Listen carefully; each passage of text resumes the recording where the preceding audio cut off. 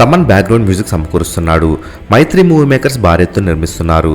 మరి విషయానికి వచ్చినట్లయితే Ustaad Bhagat Singh North America premieres March 18 నుండి పడబోతున్నాయి.